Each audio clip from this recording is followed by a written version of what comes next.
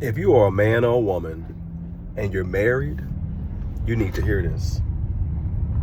Adultery is serious.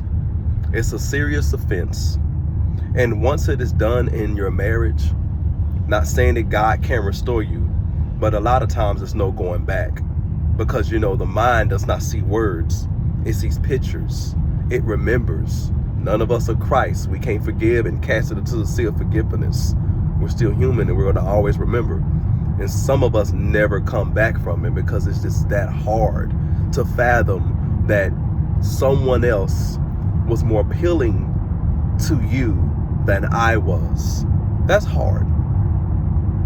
But what I'm talking about now, I'm not going to be talking about physical.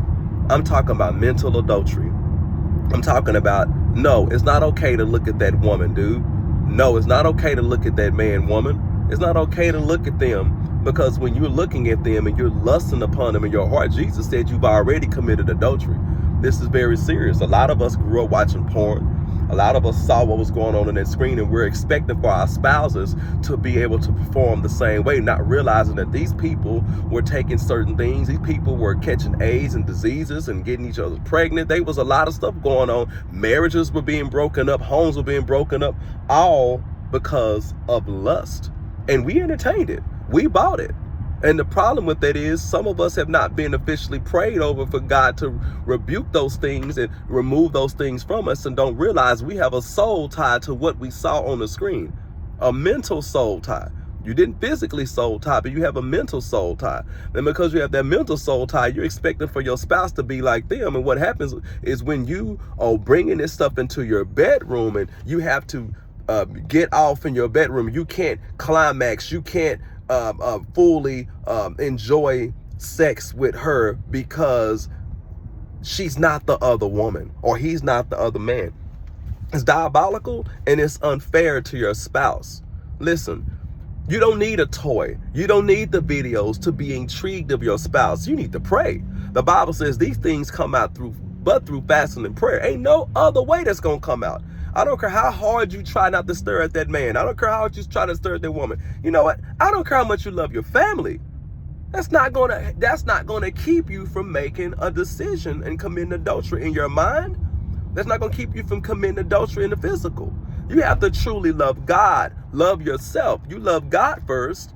You take care of your own mental health and make sure you stay within that realm of keeping those boundaries. Because the moment you take your eyes off Christ, is the moment you put your eyes on the world. That's the moment you fall.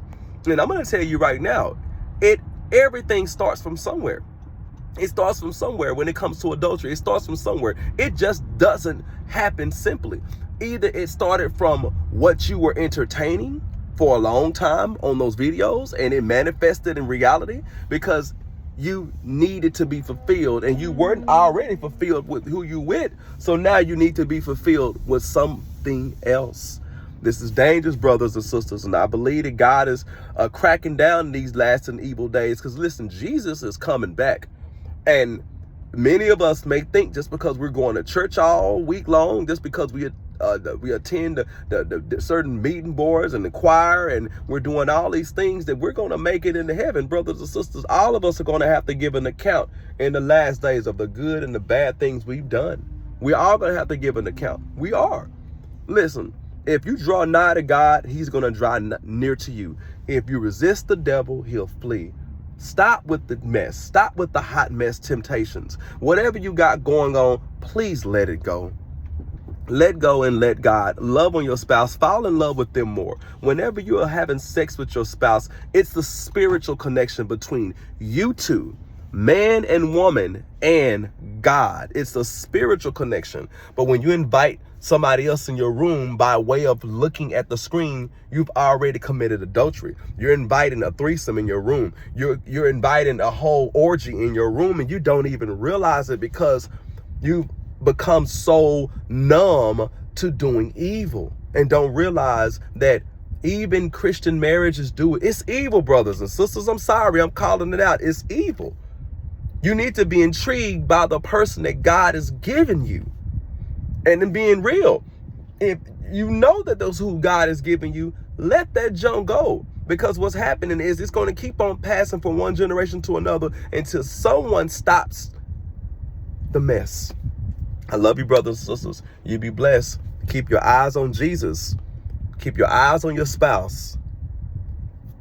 You do those things, the Bible says, you'll never fall. Be blessed. I love you.